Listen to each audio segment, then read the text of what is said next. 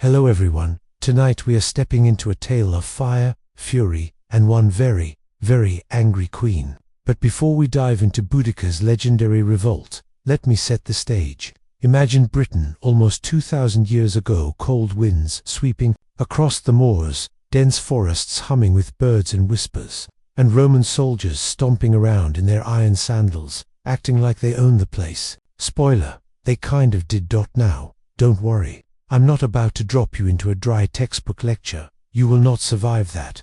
This is a bedtime story, which means we're going to drift through history the way you might float in a hot bath, with details to make you curious, a few odd surprises to keep you awake for just a little while, and then eventually we'll settle into something soothing enough to let you fall asleep.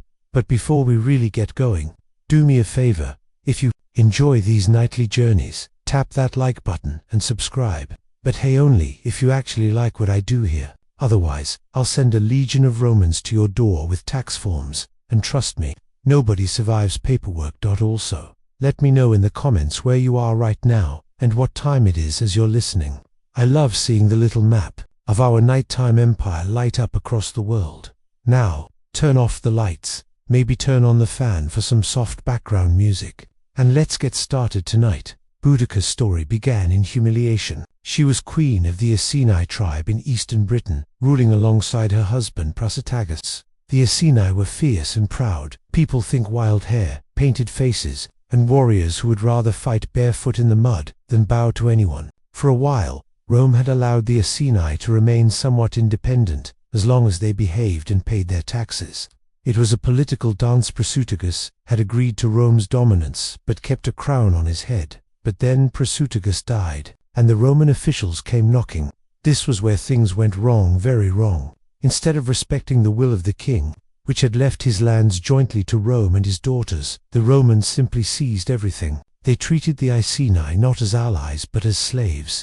And worse still, they lashed out in brutality. The most infamous moment, Boudica herself was flogged, whipped before her people, and her daughters were assaulted. Imagine the rage, the humiliation, the sheer burning shame of a proud queen being struck down in front of her tribe. This was not just cruelty. This was a spark tossed into a field of dry grass. Now, historians still debate the exact sequence of these events. Was it immediate after Prasutagus's death, or a little later when Roman administrators got greedy? Records are fuzzy. Roman writers weren't exactly impartial, and the Britons didn't leave neat scrolls behind. But what's clear is that this humiliation was the breaking point. If you're picturing Boudica, don't imagine a timid widow in mourning robes. Ancient accounts described her as tall, with fierce eyes, and long reddish hair flowing down past her waist. She wore a great golden necklace, a tunic of many colors, and carried a spear in hand. The kind of person who could silence a crowd just by walking in. Let's be real, if Boudica showed up today, she'd probably run a rock band and make the front page of magazines without even trying. Now, here's a strange detail you might not expect. The Romans weren't just greedy with land and taxes, they were also obsessed with loans.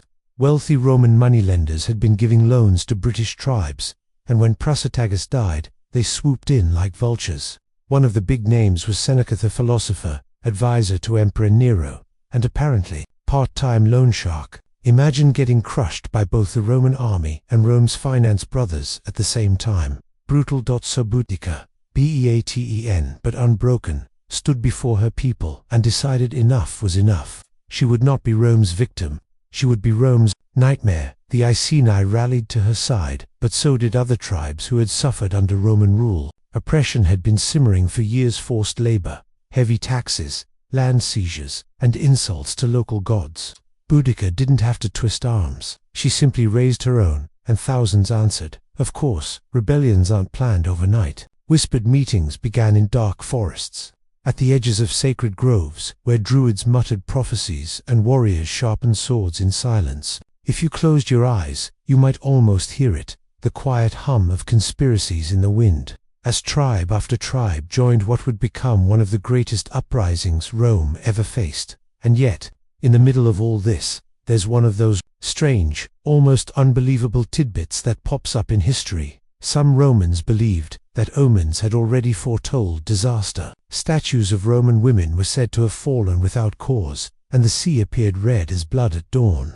Spooky stuff though, maybe it was just rusty water and wobbly statues. Still, in an age when gods were blamed for everything from a bad harvest to a stubbed toe, such signs carried weight. The Romans, of course, didn't take whispers of rebellion too seriously at first. To them, the Britons were barbarians, loud, dangerous in small groups, but ultimately no match for disciplined legions. They underestimated how dangerous humiliation could be. Rome had many enemies, but few as motivated as a mother who had seen her daughters wronged. So here we are. The stage is set. A queen humiliated, a people enraged, tribes gathering like storm clouds on the horizon. And somewhere, deep in the forests of Britain, Boudica sharpened her spear and prepared to remind the Romans that even empires can burn. And that's where we'll leave it tonight, with the spark already glowing in the darkness. Because when we return, we'll see how that spark turned into an inferno that swept across Roman Britain, leaving fire, ashes, and nightmares in its wake. When dawn broke over the British countryside, it wasn't just another day of farming, herding, and grumbling about Roman taxes. It was the day rumors began to solidify into something much larger, into open rebellion. Boudica, now fully recognized as the face of this uprising, became not just the queen of the Iceni, but the voice of every tribe that had suffered under Rome's iron heel. The Iceni weren't alone. The Trinovantes, another major tribe, had their own reasons to despise Rome. Their sacred lands had been confiscated for the building of a Roman colony called Camulodunum, modern-day Colchester. The settlers there treated the Britons like second citizens, strutting around as if they were on a permanent vacation, with fancy villas and a big shiny temple dedicated to Emperor Claudius. To the locals, this wasn't a temple, it was a giant "We Own You" billboard. And yes, if you're thinking, this sounds like the start of a bar fight that got way out of hand, you'd be right, except this bar fight was about to involve tens of thousands of warriors with spears. Now, here's a curious little detail. The Romans didn't just build their colony on stolen land, they also staffed it with veterans. These were tough, battle-hardened soldiers who had retired but still liked to throw their weight around. Imagine a neighborhood filled with cranky ex-Marines who believed they could do whatever they wanted. That was Camulodunum. The Britons saw these veterans swaggering through their streets and thought, yep, this has to go. So, with Boudica leading the way, the tribes prepared to strike. Secret messengers ran through the forests, war horns sounded in hidden camps, and Celtic druids lifted their arms toward the sky, calling on the old gods to bless the coming battle. Was it magic? Was it morale? Historians still debate how much the druids truly influenced the revolt. But one thing is clear: the Britons believed the gods were on their side. And belief, as we know, can be a weapon sharper than any sword. Meanwhile, the Romans had absolutely no idea what was about to hit them. The governor of Britain, Gaius Suetonius Paulinus, was far away in Wales, busy trying to stamp out a druid stronghold on the island of Mona, modern-day Anglesey. He had left eastern Britain basically undefended, just a few scattered garrisons and a whole lot of arrogance. It's almost as if he had written Boudica a personal invitation. "Dear Queen, please revolt now, I'm out of town." And revolt she did. The first target, Camulodunum. The Britons gathered outside the city, tens of thousands strong. Witnesses later claimed they were so numerous that the earth seemed to shake beneath their feet. They brought wagons with their families, not just warriors, because to them, this wasn't just a raid, it was liberation. And to make it extra dramatic, some sources claim women stood at the edges of the battlefield, screaming curses at the Romans and banging weapons against shields. Think of it as an ancient Celtic hype squad.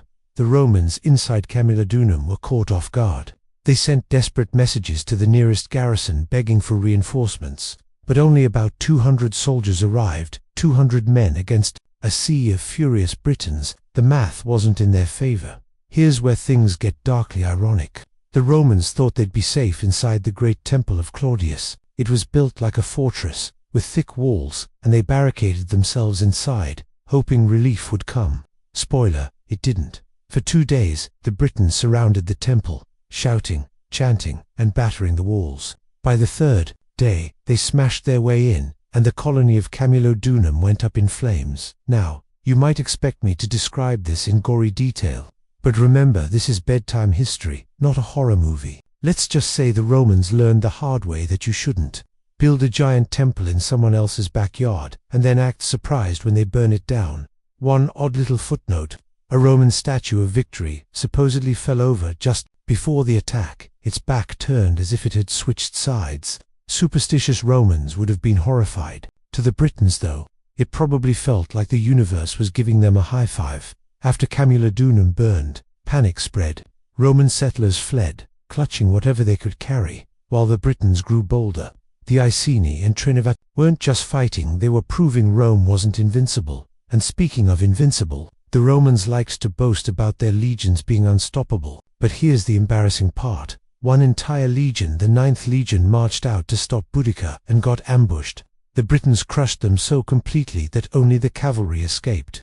Imagine a supposedly elite fighting force being wiped off the map by what Rome dismissed as barbarians. It was a humiliation the empire would never forget. The rebellion spread like wildfire. Town after town rose in revolt. Tribes that had once bowed to Rome suddenly rediscovered their backbone, and the Roman settlers who once strutted proudly now hid behind walls when they could find them. It's worth pausing here for a small joke, because things are getting intense. Can you imagine being a Roman tax collector at this moment? One day you're marching into Iceni lands saying, "Pay up," and the next you're running for your life while shouting, "I didn't even like this job anyway." But behind the laughter is something deadly serious.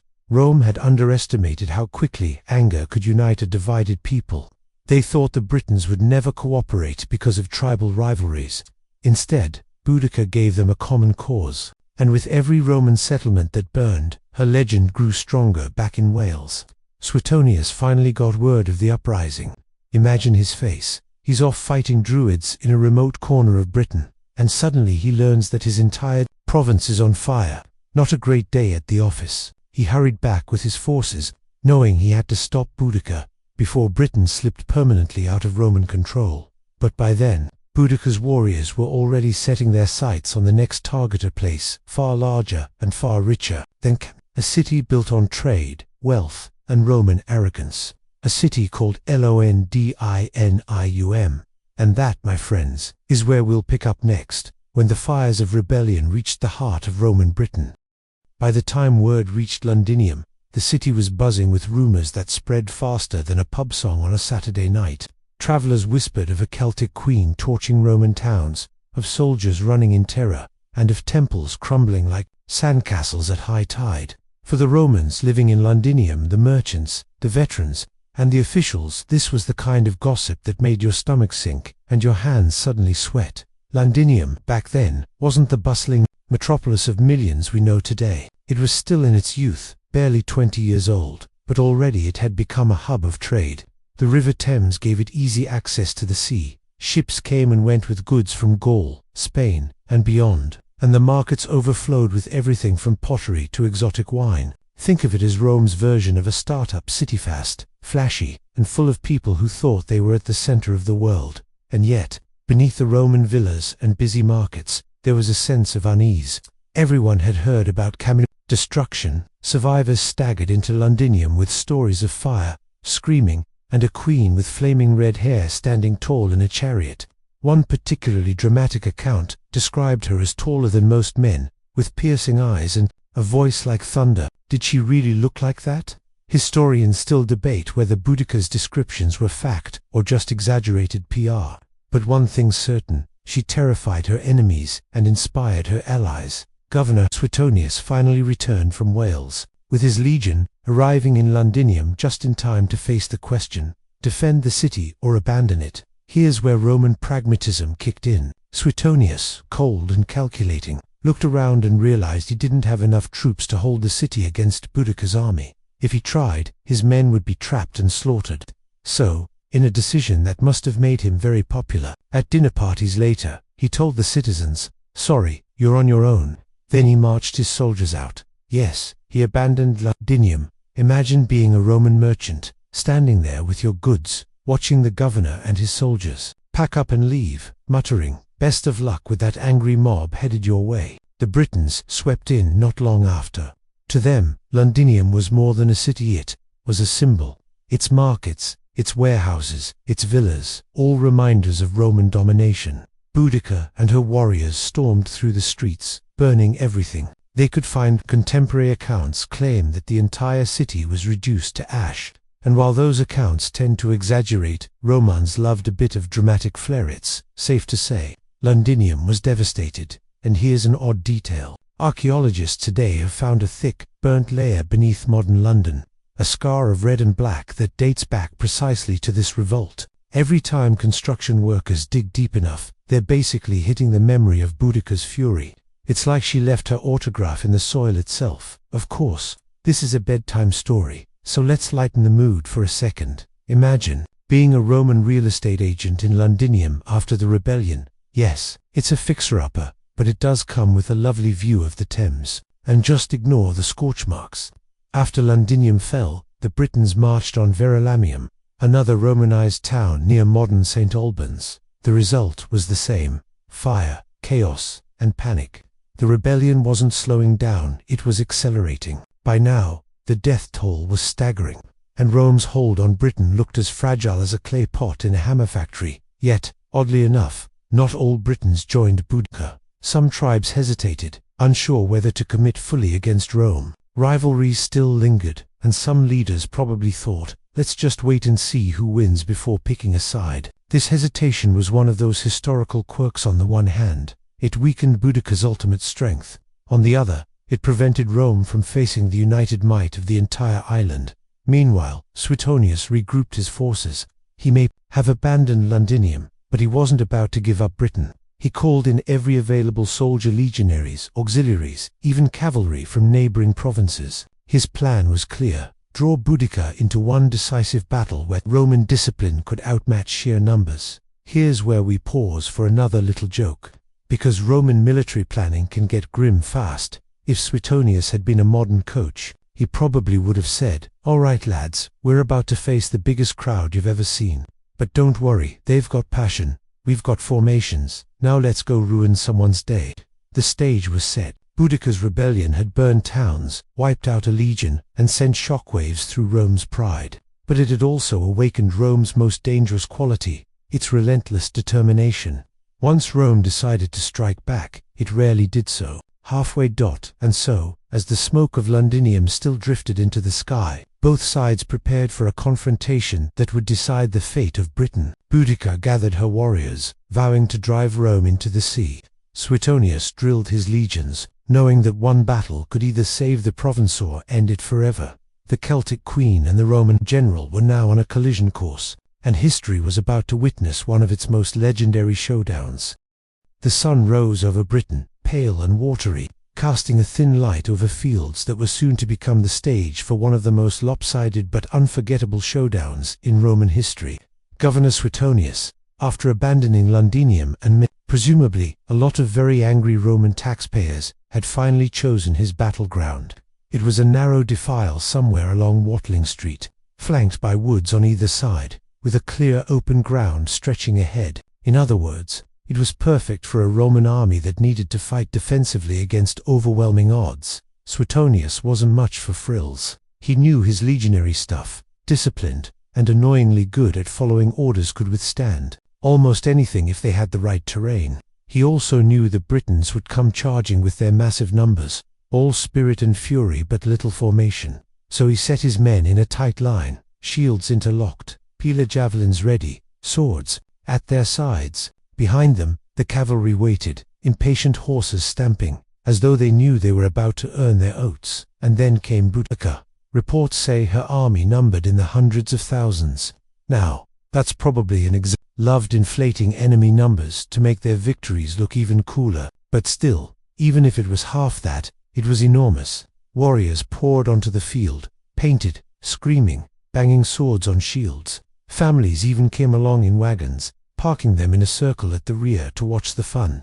Yes, they brought their kids to watch the battle like it was a weekend festival. That decision would later prove tragically unwise. Boudica herself appeared in her chariot, standing tall, her long red hair flowing in the wind. Ancient writers claim she gave a speech, urging her people to fight for freedom, their lands, their gods, their way of life. Whether the exact words are true or just Roman dramatization, the image remains striking. A queen who refused to bow, standing against the mightiest empire of her age. Now, Here's an odd little detail. Roman accounts say Boudica wore a large, golden torque around her neck, a common Celtic ornament.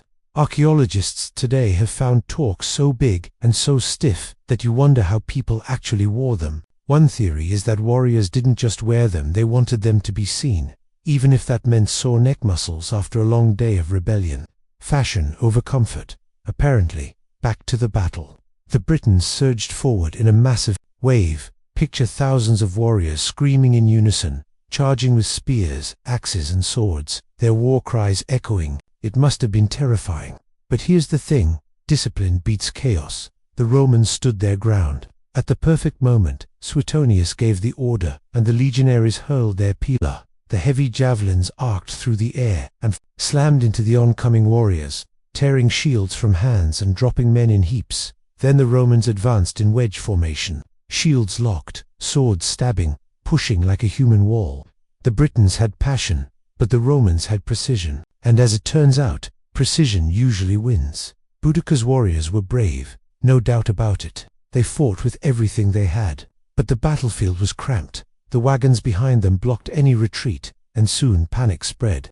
Roman cavalry swept around the flanks, cutting into the mass of warriors, while the infantry pressed forward without mercy. It was a slaughter, though don't worry, I'll spare you the grisly details. This is still a bedtime story, after all. Let's slip in a light-hearted thought to keep the nightmares away. Imagine one Roman legionary trying to explain wedge formations to his kids later. No, Timmy, you don't just run at the enemy waving your sword. You poke, you push, and you stay in line. Think of it like organized poking. The Britons fought desperately, but by the end of the day, their rebellion was broken. Ancient sources claim that 80,000 Britons died, compared to just a few hundred Romans. Now, that's almost certainly exaggerated. The Romans were not shy about bragging. But the message was clear. Boudica's revolt, for all its fury, had been crushed by the steel discipline of Rome. And what of Boudica herself? Here's where history gets fuzzy. Some say she took poison rather than fall into Roman hands. Others claim she fell ill and died shortly after the battle. The exact details are lost, but what remains certain is that her story didn't end on the battlefield. Instead, she became legend. For Rome, the victory was decisive, but costly. Towns had been destroyed, thousands of settlers had been killed, and the province was left scarred. Suetonius was harsh in his reprisals, punishing tribes he suspected of disloyalty. But even the emperor in Rome grew nervous. Nero, yes, that Nero, apparently considered abandoning Britain altogether. Only after hearing that order would be political suicide did he decide to stick it out, and so Britain remained under Roman control. Though the memory of Boudica's revolt lingered, it was a warning that Rome's power was not absolute, that even the greatest empire could be shaken by the fury of a single woman with nothing left to lose. Here's one final odd tidbit before we close tonight's chapter. Centuries later, when Victorian Londoners built their railways and dug their tunnels, they sometimes stumbled upon that famous burnt layer of Boudica's destruction. Imagine sipping your tea in 1860 and hearing that your basement had just unearthed the ashes of a rebellion from 1,800 years earlier. Talk about old house problems. Boudica had lost the war, but she had won something else entirely: mortality. Her story was retold, reshaped, and reimagined through the centuries, turning her into one of history's greatest symbols of defiance. And as the fires of her rebellion faded into the soil, Britain returned to Roman rule. But the land would never forget the queen who once made Rome tremble. The rebellion was over, but Britain was far from calm. The fields around Watling Street lay silent, littered with the broken remnants of chariots, shields, and banners. Birds circled overhead, picking at the aftermath of what had been one of the bloodiest days in Roman Britain. Governor Suetonius, victorious but grim, now faced the unenviable task of putting a province back together. Rome didn't do gentle recovery. Suetonius launched a brutal campaign of retribution. Tribes suspected of supporting Boudica faced harsh punishments: burned villages, confiscated lands, and executions of leaders. It wasn't just about justice. It was about sending a message: revolt against Rome. And this is what happens. Cold, efficient, and terrifyingly effective. But here's a strange historical detail. While Suetonius was busy punishing tribes, Nero back in Rome was apparently freaking out. Ancient sources suggest Nero briefly considered abandoning Britain altogether. Imagine being emperor and saying, "Hey, it's too far, too rainy, and the locals are too angry. Let's just pack up and leave." Historians still debate whether Nero ever truly meant it, but it gives you a picture of just how big a shock Boudica's revolt was to the Roman psyche. Meanwhile, in Londinium, the city slowly rose again. Charred ruins were cleared, roads rebuilt, and new walls erected much stronger this time. Archaeologists have literally found layers of blackened earth beneath London that date back to Boudica's fires, like the city itself still remembers. And let's face it, London has always had a talent for bouncing back after disasters. The tribes, though, were left scarred. Many had thrown everything into Boudica's rebellion. Entire communities lost their warriors, leaving only women, children, and elders behind. Some tribes quietly surrendered to Roman control. Others tried to negotiate, but none would again rise on the scale that Boudica had managed. The dream of driving Rome out of Britain had burned with her banners. Here's where things get unexpectedly quirky. Roman writers claimed the Iceni and Trinovantes suffered from strange superstitions in the aftermath. Supposedly, omens appeared. In the sky, phantom armies clashing in clouds, a red sun rising, the wailing of unseen voices in the forests. Did these things really happen? Probably not, but you can imagine villagers, traumatized and grieving, looking for signs that the gods were just as unsettled as they were. Now, don't get me wrong, Rome wasn't all punishment and thunder. Once the initial reprisals were over, the empire rolled out its favorite trick: infrastructure.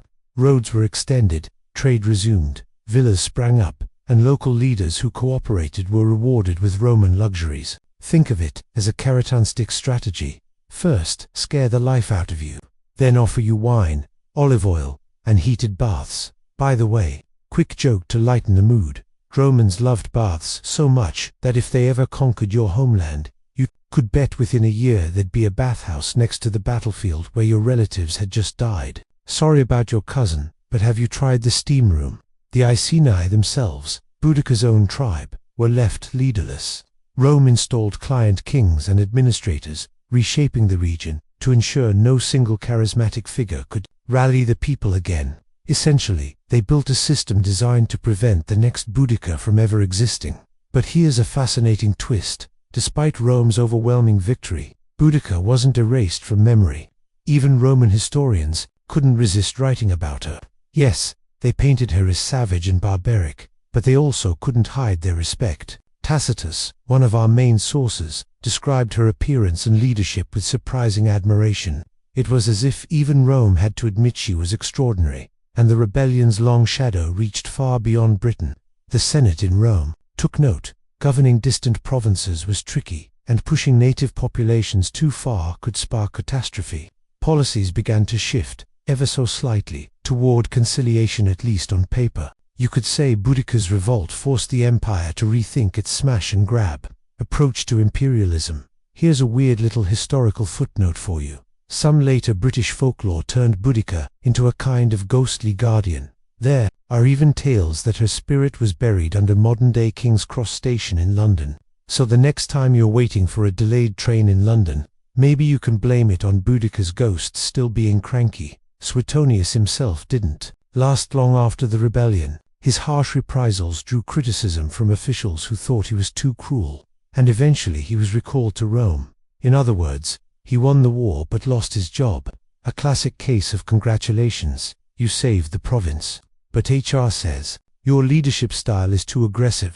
The land, though never forgot, fields where warriors had fallen were tilled again. Children grew up hearing stories of the fiery queen, and Roman Britain moved forward under the uneasy balance of domination and assimilation.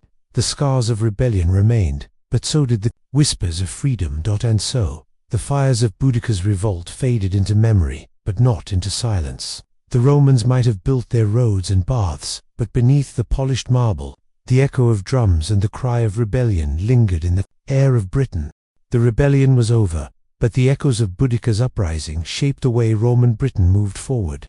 The province was like a fractured vase glued back together, polished to shine again, but with cracks that never fully disappeared. Rome, ever the practical empire, realized that if it wanted Britain to stay loyal, it needed to build not just walls, but trust, or at least the illusion of it. So, The Romans leaned into their strongest weapon, Romanization. They rebuilt Londinium as a showcase city, bigger and grander than before, with forums, basilicas, and marketplaces that dazzled the locals. Imagine being a farmer from the Iceni tribe, walking into a rebuilt London filled with marble columns, Latin inscriptions, and vendors selling olive oil and wine. It must have felt like stepping into another world door, for some like being swallowed by one. Here's the odd twist. While Londinium rose from ashes, other Roman towns like Colchester quietly rebuilt without much fuss, as though people wanted to forget they had been burned in the first place. Yet, archaeologists can still trace the thick Boudican destruction layer beneath the cities, burned timbers and shattered pottery that tell the story no one could erase. The military presence also changed. Rome stationed more legions in Britain, scattering forts and garrisons across the countryside. Soldiers weren't just warriors anymore, they were also construction workers, builders of roads, and sometimes unwilling roommates with local villagers. Some soldiers even married local women, leading to those awkward half-Fremen, half-Celtic households where Latin curses and Celtic lullabies coexisted under the same roof. Historians still debate whether this cultural blending made the province stronger or simply diluted both sides into something entirely new. Meanwhile, religion shifted gears too. Rome tolerated local gods, but they also introduced their own. Temples to Jupiter, Mars, and Venus appeared, sometimes built right on top of old Celtic shrines. Picture a Roman priest standing over an altar, declaring in perfect Latin, "All hail Jupiter," while a local villager muttered under his breath, "But what about Epona, the horse goddess?" It was spiritual gentrification at its finest. Quick joke. Romans were so obsessed with merging gods that if you sneeze twice, they'd probably invent a deity of double sneezing and demand a shrine. Economically, Britain became more tied to Rome than ever. Grain, cattle, and metals flowed toward the empire, while luxury goods, fine pottery, glass, wine, even spices trickled back in for the Celtic nobility who had lost their power in the revolt. Collaborating with Rome became the new survival strategy. Some even took Roman names, wore Roman togas, and sent their children to Roman schools. Nothing says defeat like trading your trousers for a toga. Still, not everyone bought into this new order.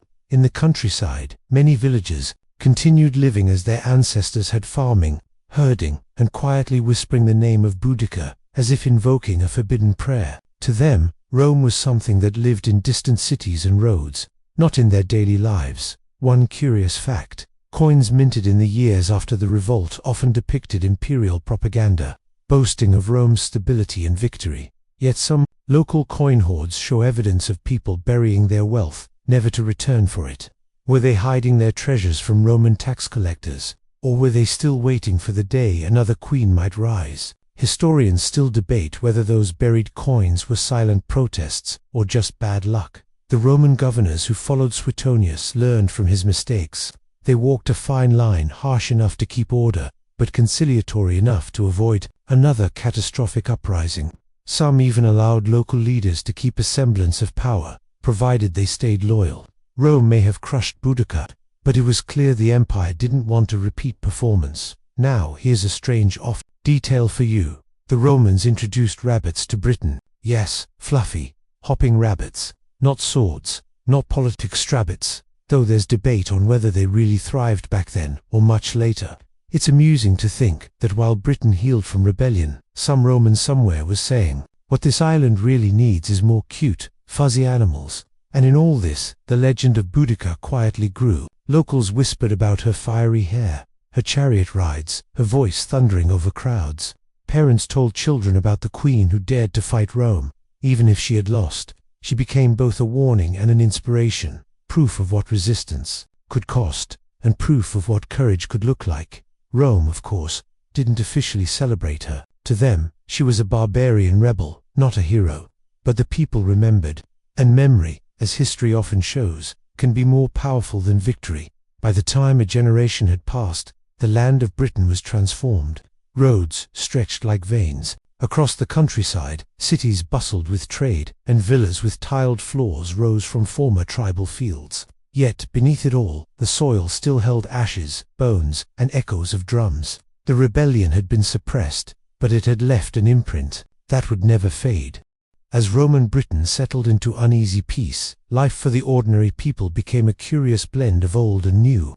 Imagine walking down a road near Londinium in the decades after the revolt. On one side, a Roman villa with painted walls, tiled floors, and imported wine. On the other, a Celtic roundhouse with smoke rising from its thatched roof and goats chewing on whatever they pleased. Two worlds, standing side by side, not always in harmony, but somehow coexisting. The Roman roads themselves were the first shock. Built by soldiers, these highways cut across forests, marshes and hills with straight, stubborn lines, ignoring nature's curves. To locals, the sight must have been bewildering. Why would anyone walk in such a straight line? They might have thought, when the stream bends just fine. But these roads connected forts, towns, and trade, binding the island to Rome's network. Even today, some modern British roads still follow those same ancient routes. Now that's what I call long-term city planning. Daily life in Roman towns carried the empire's stamp. Markets bustled with goods, salted fish from the coast, pots of honey, local wool, and the ever-popular amphory of wine. For Romans, wine was a necessity. For Britons, it was an acquired taste. Some historians still debate whether the locals genuinely enjoyed it or secretly watered it down and muttered, "This stuff tastes like sour grapes." Religion also shaped everyday experiences. Temples to Roman gods sprouted in towns, but often the locals gave those gods a Celtic twist. For example, Mars, god of war, was sometimes merged with tribal warrior deities, while Mercury became a favorite for traders. Imagine Mercury being petitioned in broken Latin, "Great god of travel, protect my donkey cart from getting stuck in mud again." Quick joke, Mercury must have been exhausted. He was in charge of traders, travelers, and apparently every donkey that refused to cooperate. In the countryside, though, life still looked very Celtic. Families lived in small farming communities, speaking their own languages, wearing woolen tunics, and practicing old customs. The Roman tax collectors arrived regularly, but otherwise, much of rural life carried on as it always had. Farmers still prayed to their local gods for good harvests, still carved mysterious patterns on stones, and still gossiped about whether the empire's fancy tiled baths were really worth the trouble. Now, about those baths, in towns, public baths became social centers. People went there not just to wash but to gossip, strike business deals, or even flirt. The baths included hot rooms, cold plunges, and sometimes massages with olive oil. For a Celt used to bathing in rivers or lakes, stepping into a steamy Roman bath must have felt like entering a luxurious alien world. Some locals embraced it, others avoided it, claiming, "If I can't see the sky while I wash, then what's the point?"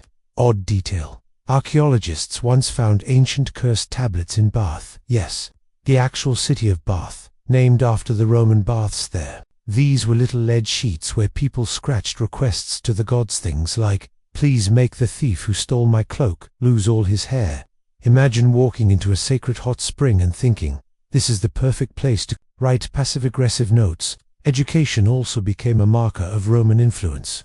Wealthy Britons sometimes sent their children to Roman schools, where they learned Latin, rhetoric, and Roman law. Imagine a young Iceni boy, once descended from warriors, now reciting Latin verbs while his teacher droned on. Some grew up to be loyal Roman officials. Others probably doodled chariots in the margins and daydreamed about rebellion. Economically, Rome's grip tightened. Taxes had to be paid, often in grain or livestock, and failure meant confiscation or punishment. Some local leaders became tax collectors themselves, a role that made them wealthy but deeply unpopular. Think of it as the ancient version of being the neighborhood landlord. Everybody knew you, but nobody liked you. Yet through all this adaptation, the memory of Boudica lingered. Parents whispered her story at night, telling children of the queen with fiery hair who rode in a chariot and defied the empire. Her image became almost mythical, not just a person, but a spirit of resistance. While Rome wanted her forgotten, the people made sure she lived on in memory. Historians still debate whether these oral traditions were accurate history or embellished legend, but either way, they survived. And here's a quirky twist. Despite Rome's effort to erase her, Boudica's name actually survives in some ancient manuscripts, though spelled differently, sometimes Boudica, sometimes Boadicea. It seems not even the empire's record keepers could agree on how to write her name. Imagine trying to erase someone from history. But first, you can't even decide how to spell her out of it. In the end, life in post-revolt Britain was a balancing act. Some Britons embraced Roman life fully, becoming little more than Romans. In Celtic clothing, others resisted quietly, holding on to their traditions while navigating Rome's demands. And most, like people in every age, simply did what they had to in order to survive, farming, trading, raising families, and hoping that peace, however fragile, would hold. But beneath the surface, the cracks remained. And as long as stories of Boudica passed from one generation to the next, the memory of resistance never truly died. Back in Rome, far from the misty hills of Britain, the news of Boudica's revolt landed like a thunderclap in the marble halls of power. Imagine being Emperor Nero, yes, the same Nero infamous for his singing, his extravagant parties, and his very questionable taste in interior decorating. When reports arrived that a rebellious queen had torched Roman cities and slaughtered thousands of citizens, that wasn't just bad news. It was the kind of disaster that could get an emperor toppled. Nero reportedly considered abandoning Britain altogether. Think about it. The empire stretched across Europe, the Middle East, and North Africa. Was this damp, foggy island really worth the trouble? Some senators argued, let the Celts have their rain and mud. We have enough provinces. Others warned that leaving would signal weakness to every other restless people under Roman rule. Historians still debate whether Nero truly intended to give up Britain or if this was just political drama, but either way, it shows how deeply Boudica's revolt rattled Rome. Meanwhile, back in Britain, Suetonius Paulinus, the governor who fought Boudica, faced his own troubles. His scorched earth policies after the revolt, burning villages, confiscating land, punishing survivors, earned him a reputation for cruelty. The Roman Senate wasn't happy with him either, fearing that such brutality could spark more uprisings. So, he was quietly replaced. A gentler approach followed. Rome realized that honey might succeed where the sword had failed. This was the beginning of Romanization by carrot instead of stick. New governors focused on rebuilding towns, promoting trade, and encouraging local elites to join the Roman system. It was basically Empire Strategy 101. If you can't beat them with force alone, lure them with luxuries. Roman citizenship was dangled like a golden ticket, and wealthy Britons who played along suddenly found themselves wearing togas, reclining at banquets, and sending their kids to Rome for education. But here's an odd twist. Nero, despite his terrible PR in history, apparently donated money to rebuild Londinium after Boudica's destruction. Imagine that tan emperor, who wasted fortunes on golden palaces and musical performances, suddenly becoming a generous benefactor in faraway Britain. I suppose even Nero wanted to look like a good landlord when his tenants had just burned down the neighborhood. Joke break. You know Nero's reputation as a fiddler while Rome burned. Well, in this case, you could say he paid for Britain while London smoked.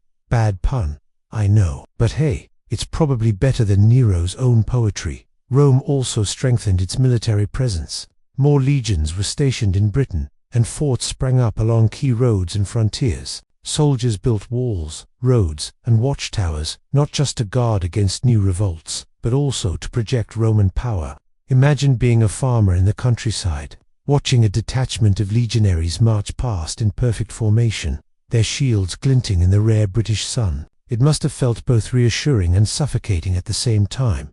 An odd archaeological detail. Roman forts in Britain sometimes contained shrines to exotic gods brought from across the empire, like Mithras from Persia or Isis from Egypt. Picture a Celtic villager peeking into a fort and seeing soldiers worshipping a bull-slaying god or an Egyptian goddess with wings. It must have seemed like the Romans had a god for every occasion. Back in Rome, senators tried to spin the revolt as proof of Rome's resilience. After all, the empire had crushed the uprising and restored order. But deep down, they knew how close it had come to disaster. Britain was supposed to be a shining example of Roman expansion. Instead, it had nearly become a cautionary tale. Even in the Senate's marble halls, whispers spread. If a queen in a chariot could nearly undo decades of conquest, what might happen if others followed her example? And some did. Not in Britain immediately, but elsewhere in the empire. Rebellions flared, Jewish revolts in Judea, tribal unrest in Gaul, even mutinies among Roman soldiers. It was as if Boudica had lit a spark that reminded everyone Rome was not invincible. Historians still debate whether her revolt inspired these later uprisings directly, but the timing is suspiciously close. Another joke for you. Rome's senators loved to debate endlessly. Imagine them arguing over Britain, one saying, "We should abandon the island," another shouting, "No, we must hold it at all costs." Meanwhile, the only person not arguing was the guy sneaking out to order another amphora of wine. In the years after, Britain became a test case for Roman rule. The empire learned a valuable lesson.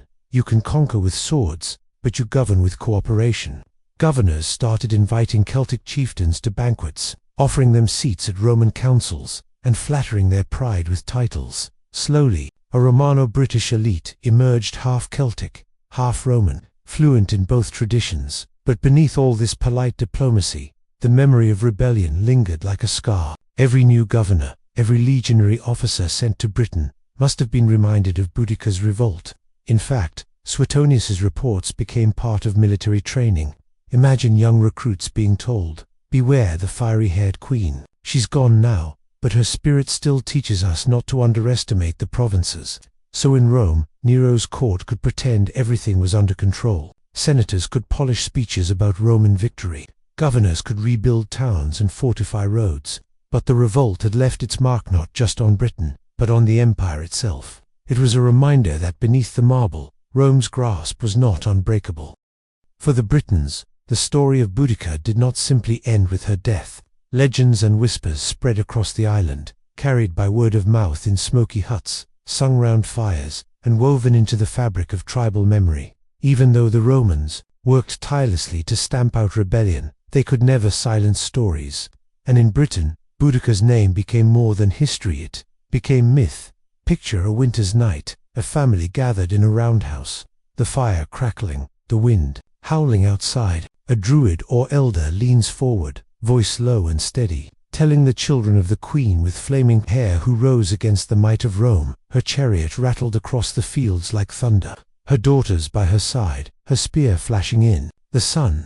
It didn't matter that she had lost. The story gave people pride, something to hold on to in a world dominated by foreign rule. Romans, of course, didn't love this. They wanted to be seen as bringers of civilization, not as villains in bedtime stories. But you can't control what people say after dark. Historians still debate whether the legends of Boudica remained consistent, or whether they grew larger with each retelling.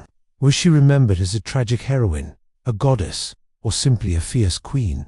The truth is probably all of the above, depending on which village you ask. Joke time. If you've ever played the childhood game of telephone, you know how one phrase turns into something wildly different after being whispered around a circle. Imagine what happened to Boudica's story after decades of retelling. By the end, someone probably insisted she fought with fire-breathing horses.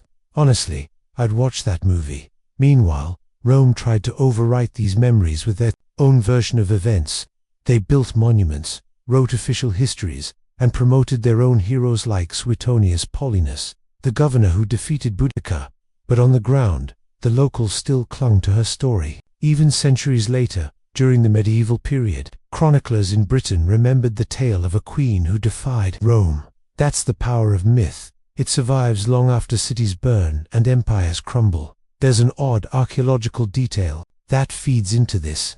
At some Celtic sites, especially near old tribal centers, offerings continued to be left in rivers and bog shields, swords, and jewelry. Some scholars suggest these might have been tributes to past heroes, maybe even to Boudica herself. Of course, we can't be certain.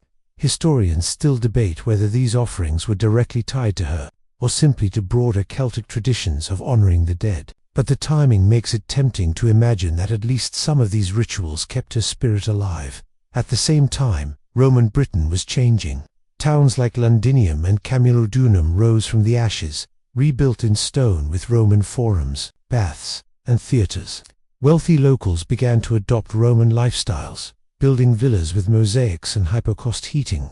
Imagine walking through such a villa. As a Celtic farmer, you'd see tiled floors, heated rooms, imported wine, and exotic foods like olives and dates. Rome was seducing Britain not with swords anymore, but with luxuries. And yet, beneath the tiled floors, people still told stories. The contrast must have been strange. By day, Roman officials lecturing about law and order. by night, fireside, tales of Boudica's vengeance. It's like living in two worlds at once. Here's a light-hearted joke to break the tension. Historians often complain that oral traditions are unreliable, but let's be honest, so are written ones. After all, Roman historians had a talent for exaggeration. Tacitus, one of our main sources, could never resist spicing things up. If he were alive today, he'd probably run a very dramatic YouTube channel titled 10 Empires You Won't Believe Collapsed This Way. As the years passed, the story of Boudica shifted. For some, she was remembered as a martyr. For others, a spirit of vengeance who still haunted the land. There were even whispers that she hadn't truly died, that she had vanished into the mists, waiting to rise again if Britain ever needed her. That's the thing about myths, they don't just end. They linger like smoke in the air. Roman officials might have laughed at such superstitions, but secretly, they must have worried, because every time a tax collector rode into a Celtic village, or a Roman officer ordered more levies of grain, the people could mutter "Remember Boudica," and suddenly, the Roman presence felt less secure. One final joke for this section: if Boudica had lived in modern times, she'd probably have had the most popular Twitter account in Britain. #FlamingHairQueen would trend daily. So while Rome busied itself with paving roads and building temples, the Britons held on to their queen's legacy. She became a ghost in the Roman machine, a reminder that empire might build in stone, but rebellion was carved in memory. Life under Roman rule in Britain was a strange blend of progress and pressure, of comfort and quiet resentment. On the surface, the province glittered with new cities, villas, and baths. Roman roads stretched like veins across the countryside, connecting faraway villages to bustling markets. You could walk from Londinium to Camulodunum in a straight line, no more meandering dirt paths that became mud pits after the rain. And of course, the Romans loved to brag about this. Roads, aqueducts, baths. It was their greatest hits album. But beneath all that shiny stone and imported wine, the memory of rebellion lingered. People hadn't forgotten Boudica's revolt, even if Rome tried to bury it beneath mosaics and amphitheaters. If anything, her ghost walked in the spaces between Roman bricks. Every tax collector, every soldier marching through a Celtic village, was a reminder of what had been lost. Still, day-to-day life carried on. A farmer might wake to tend sheep or plough fields, while his children learned Latin from a Roman tutor. Wealthy families could enjoy heated rooms, colorful frescoes, and olive oil imported from Spain. Imagine a dinner table where locals tasted oysters from the coast alongside boar, hunted in the forest Stroman, luxury fused with Celtic tradition. And yes, historians still debate whether Britons actually liked olives, or if they politely nodded while secretly spitting them out behind. The villa. Odd detail of the day: archaeologists once discovered tiny curse tablets in Roman Britain, thin sheets of lead, where people would scratch out angry notes to the gods, asking them to punish thieves or enemies. One curse found near Bath read something like, "May the person who stole my gloves never prosper." Honestly, that's the ancient version of leaving a bad Yelp review. Joke time. Can you imagine explaining that to Jupiter? "Oh great, thunder god, please destroy the man who stole my left sock." Not exactly a noble petition. Despite Rome's efforts to integrate Britain, not everyone embraced Roman culture. In rural areas, traditional Celtic beliefs and practices continued. People still worshipped at sacred groves, left offerings in rivers, and marked time by lunar cycles instead of Roman calendars. In many ways, Britain became a patchwork urban centers buzzing with Roman life, while the countryside remained stubbornly Celtic, and tension brewed in that gap. Taxes were heavy, especially to fund Rome's endless wars elsewhere. Roman governors squeezed the province for grain, gold, and manpower. Many young men found themselves drafted into the Roman army, sent off to fight in places they had never even heard of. Picture being a farm boy from northern Britain and ending up guarding a fort in Egypt. Talk about a long commute.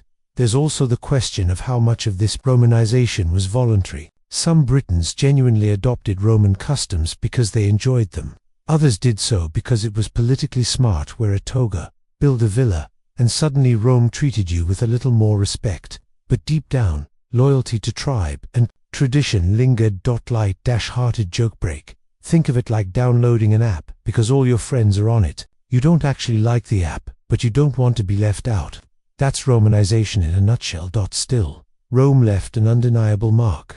Amphitheaters hosted games, sometimes with gladiators, sometimes with wild animal hunts. Imagine the thrill for locals who had never seen a lion before. Historians still debate whether these animals were truly exotic imports, or if the Romans occasionally staged bear versus dog matches just to entertain the crowd.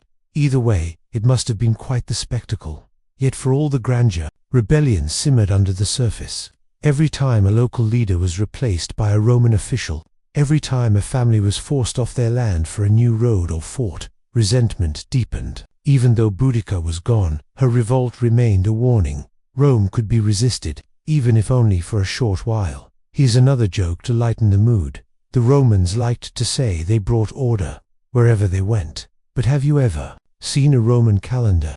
It's a mess, months out of sync, leap days randomly tossed in. If that's order, I'd hate to see their version of chaos. By the middle of the 1st century, Britain was becoming something unique, not fully Roman, not fully Celtic, but a blend of both. It was a land where a farmer might pray to Jupiter in the morning, honor a local river goddess at night, and tell his children the story of Boudica before bed. And in that blending, you can almost sense the tension of two worlds, uneasy peace that could never quite erase the memory of rebellion. So while the Romans paved roads and built towns, the people of Britain carried something Rome could never conquer, the idea that they had once stood up against an empire.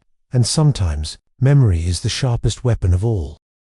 Roman Britain was never just about villas' mosaics and fancy sandals. It was also about soldiers, forts, and the unending grind of keeping an empire together. You see, the Romans didn't conquer a province and then just walk away with their thumbs up. No, they built forts, stationed legions, and kept a watchful eye on everyone. Think of it like installing military-grade Wi-Fi across the island, coverage everywhere, but at the cost of constant surveillance. One of the most striking features of Roman military life in Britain was the frontier.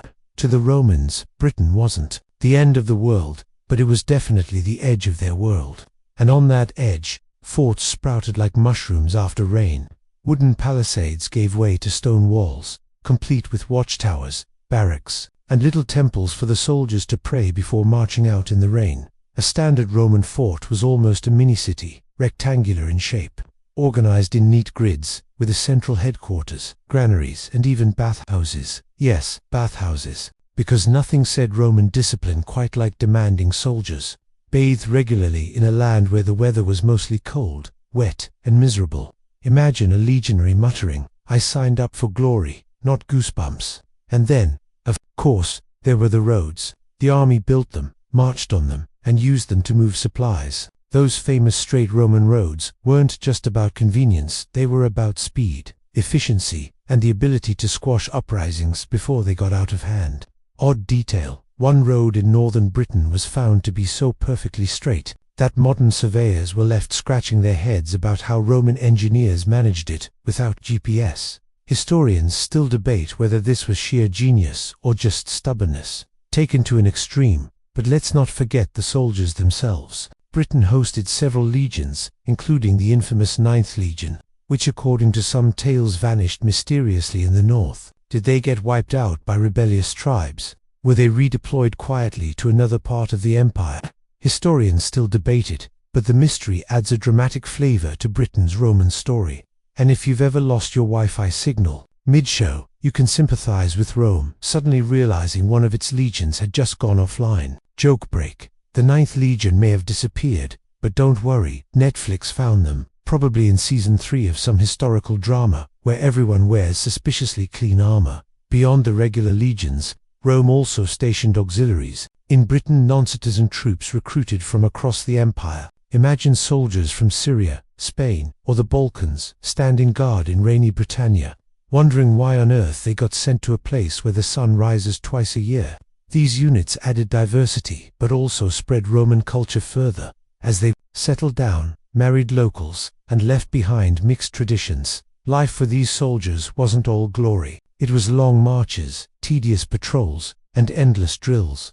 They stood watch on walls, carried supplies, and occasionally fought skirmishes against tribes that refused to be Romanized. It wasn't glamorous, but it was steady work. After 25 years of service, an auxiliary soldier could earn Roman citizenship, a prize worth enduring the damp British climate for. Odd little aside, archaeologists found writing tablets from a Roman fort near Hadrian's Wall.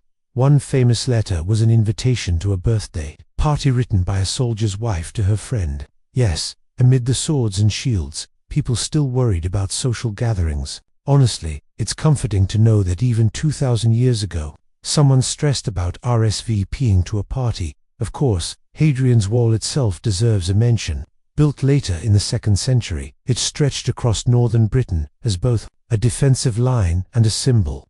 At around 73 miles long, it wasn't just about keeping out raiders, it was Rome drawing a line in the dirt, literally, and saying, "This far, no further."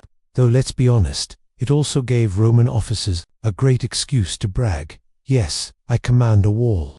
A very big wall." No, it's not compensating for anything. Joke number 2. Hadrian's Wall was the Roman Empire's version of unfriending someone. Sorry, northern tribes, we're not accepting your friend requests. Yet, for all the military infrastructure, rebellion never vanished. Small uprisings flickered here and there, reminding Rome that Britain was never fully tamed. The forts, the legions, the walls, they weren't just for show. They were necessary, constant reminders that this island required muscle to keep in line. And still, life went on around the forts. Markets formed outside their gates.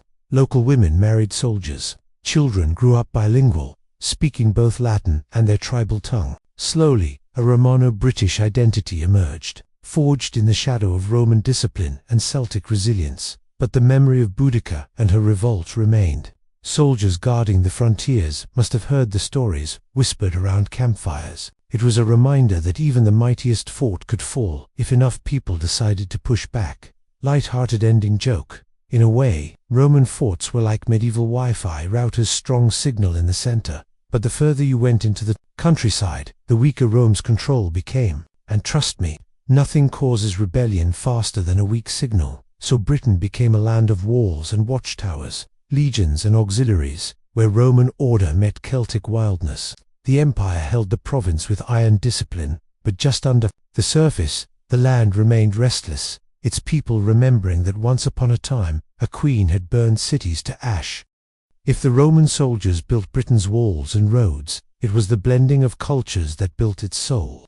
By the 2nd century, life in Roman Britain was no longer just a matter of legions and rebellions. It was also about temples, markets, fashion choices, and a surprising amount of beer. Yes, beer. The Celts had brewed it long before the Romans arrived, and while the empire loved wine, the locals clung to their beloved barley brews.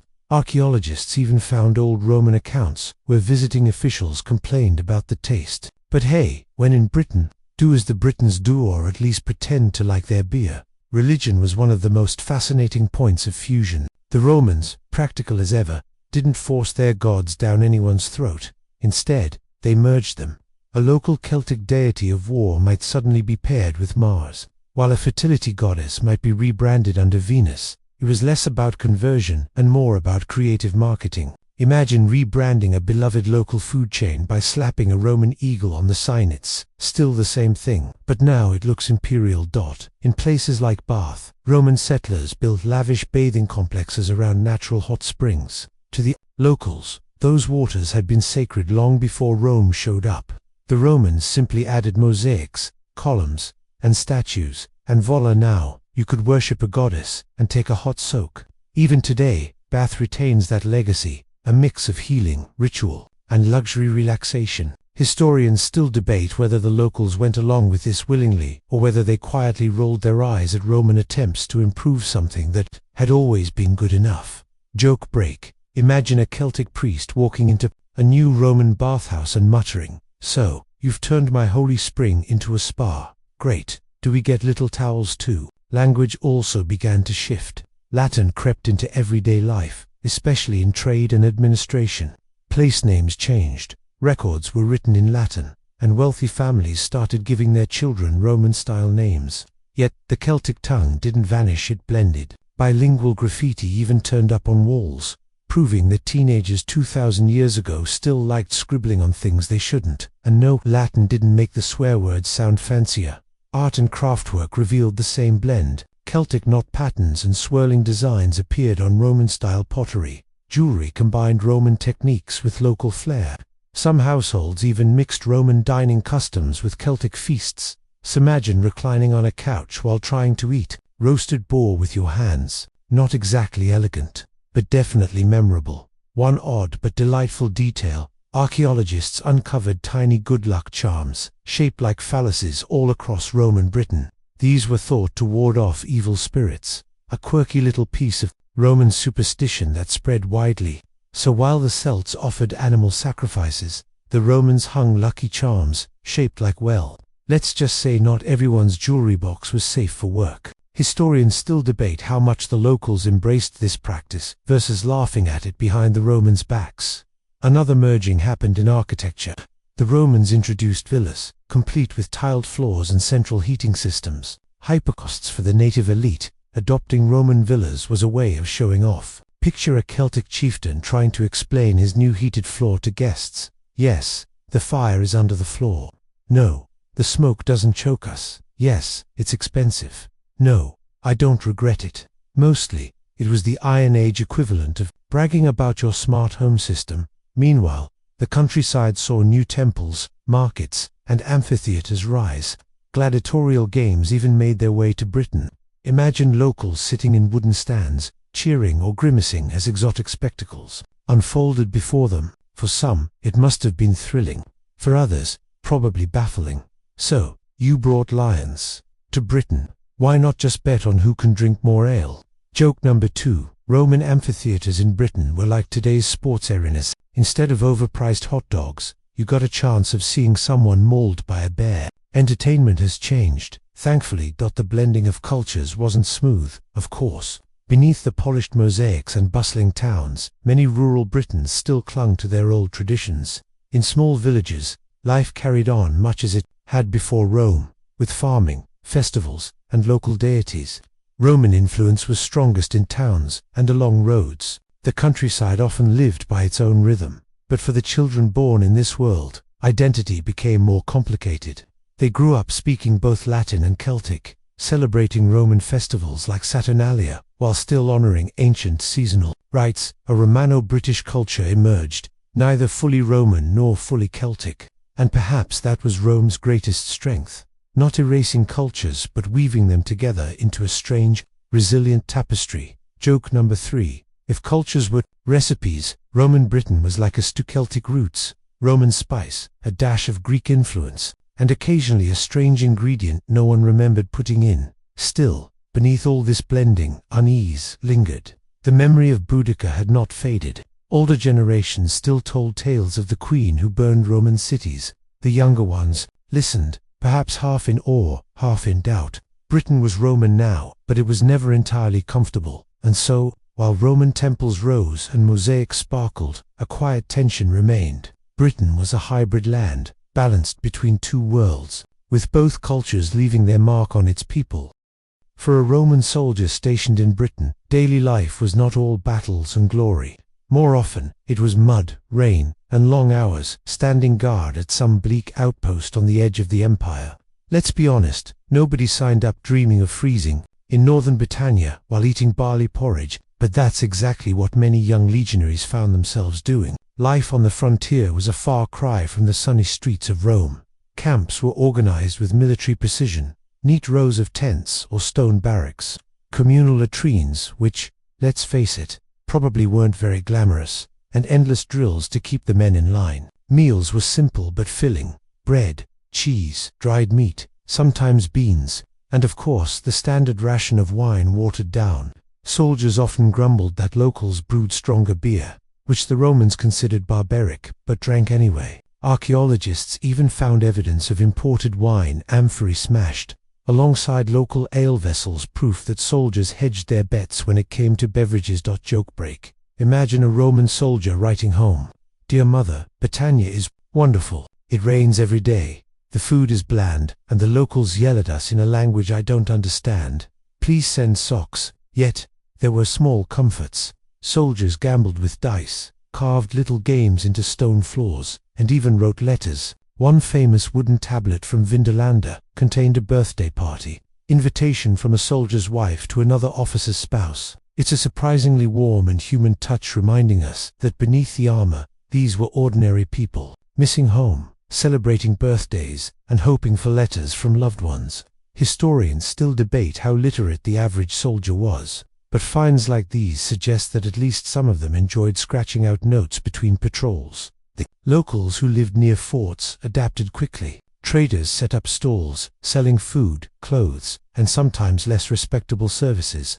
Entire civilian settlements grew outside Roman forts, complete with taverns, workshops, and families. Many soldiers formed relationships with local women, though technically, Roman law forbade them from marrying until they retired.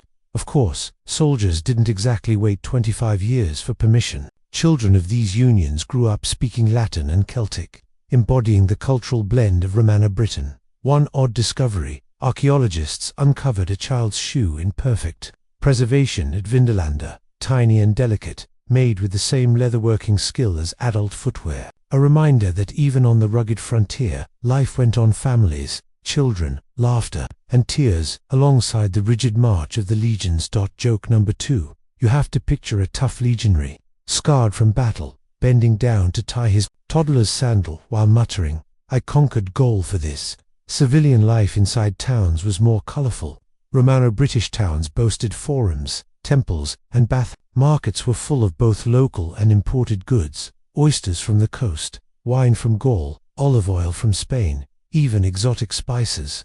A prosperous merchant in Londinium might boast of his connections across the empire, while his neighbour still raised pigs the old-fashioned Celtic way.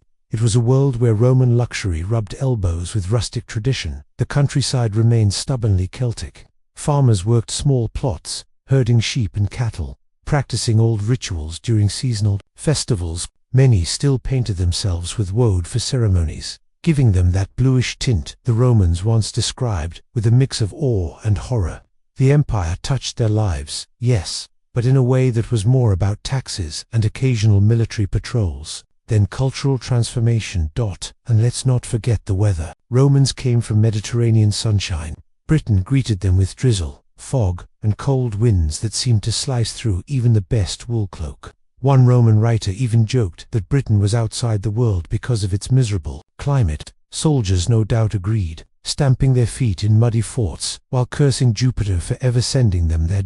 Joke number 3. Britain in winter was probably the Roman army's first experiment in waterproof sandals. And let's just say it didn't work out. Oddly enough, religion remained one of the most flexible bridges between soldier and civilian. Temples dedicated to Roman gods stood beside shrines to local deities. Mithras, the Persian-inspired god of light, became especially popular among soldiers who met in underground temples to perform secretive rites.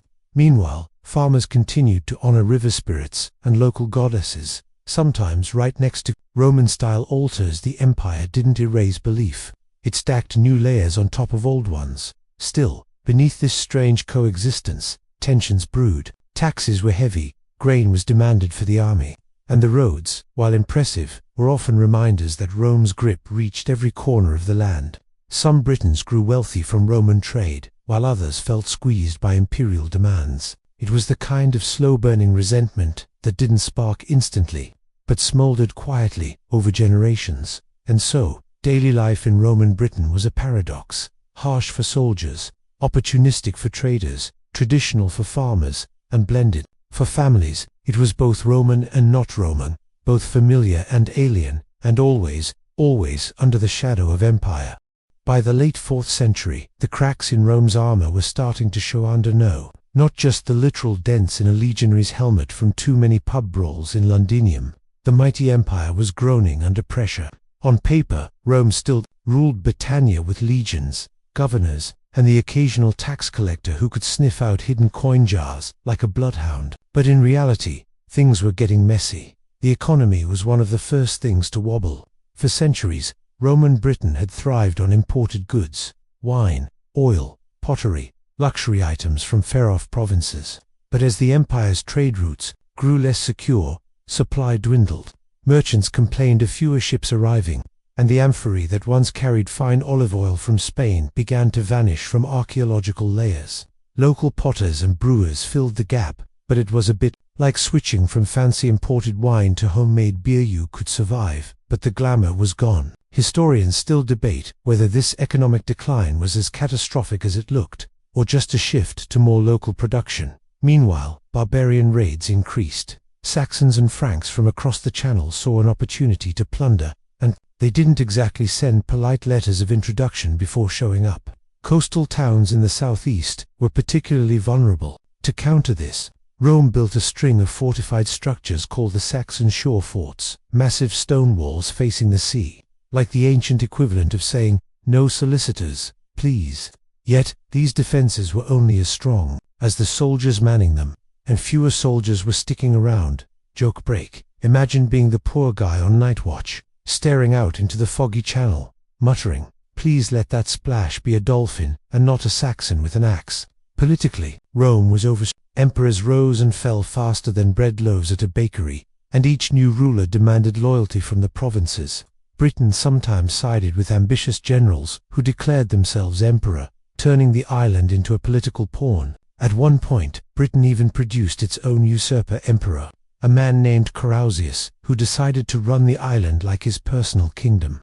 Rome eventually took him down, but it revealed just how shaky the empire's grip had become. Army, once the backbone of Roman power, was increasingly pulled back to defend the heartlands. Soldiers were needed in Gaul, in Italy, in the Balkans, everywhere but Britain, it seemed. By the end of the 4th century, entire legions were being withdrawn. That left locals to fend for themselves against raiders. And let's just say most farmers armed with pitchforks weren't thrilled about being an impromptu militia. Odd detail: archaeologists uncovered hordes of Roman coins buried in Britain. From this period, as if people were stashing their savings in the ground and never returning to retrieve them. Were they hiding from raiders, planning to dig it up later? Did they just forget where they buried it? We'll never know, but the number of lost hoards suggests that people lived in fear of sudden attacks. Daily life began to shift. Towns that once bustled with markets and bathhouses shrank, their stone walls falling into disrepair. Some were abandoned altogether. Villas in the countryside, once elegant estates with mosaics and heated floors, showed signs of decayed roofs collapsing. Luxury replaced with makeshift repairs. The glory days of Romano-British prosperity were fading, replaced with a grittier, survivalist existence. Joke number 2. Picture a proud Roman aristocrat telling his guests, "This mosaic used to show Neptune in all his glory, but now it's mostly chickens pecking at the broken tiles." Very rustic chic. Religiously, the island was in flux. Christianity had spread among the population, especially in towns and garrisons, but old Celtic traditions never fully disappeared. Pagan shrines still attracted worshippers even as bishops rose in influence. It was a strange overlap: prayers on one street, sacrifices to river gods on another. Some historians argue that this mix created resilience.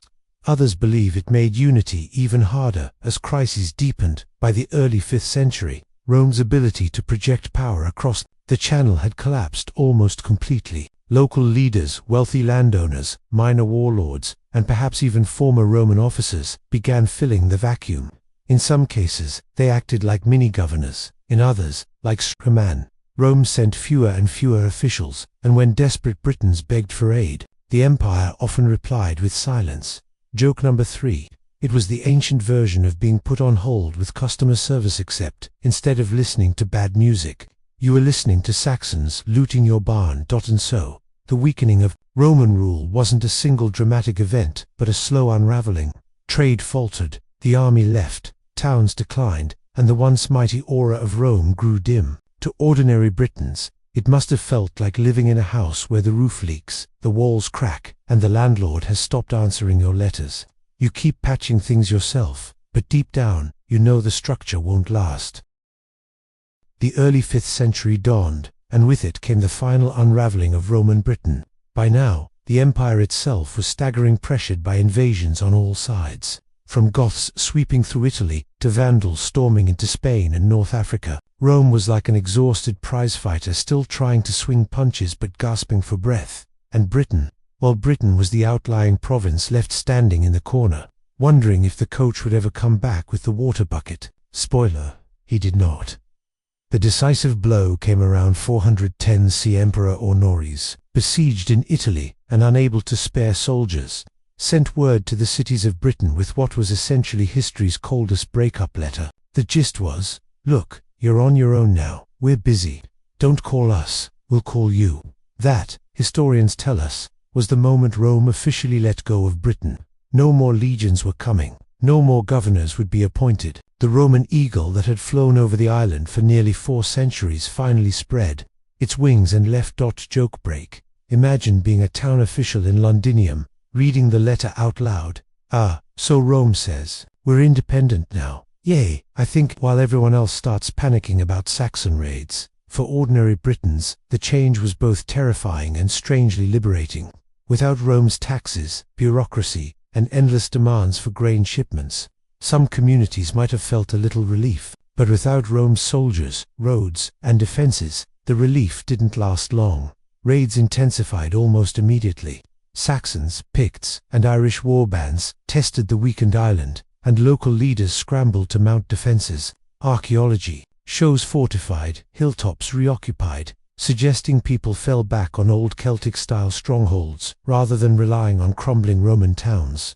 And yet, even as the empire's grip vanished, Rome's shadow lingered. Britain still used Roman coins long after they stopped arriving. They still lived in villas, even if the roofs leaked. They still called themselves Romans, in some chronicles, clinging to an identity that connected them to a once mighty world. Historians still debate whether this lingering Romanesque was a stubborn refusal to let go, or simply habit, or detail. One late Roman writer mentions Britain's begging for aid, not from Rome but from a Roman general in Gaul. They supposedly offered him leadership if he would cross the channel and save them. He never came. But the plea shows how much they still yearned for that imperial protection. By the mid-5th century, Britain was fracturing into smaller kingdoms and chieftaincies.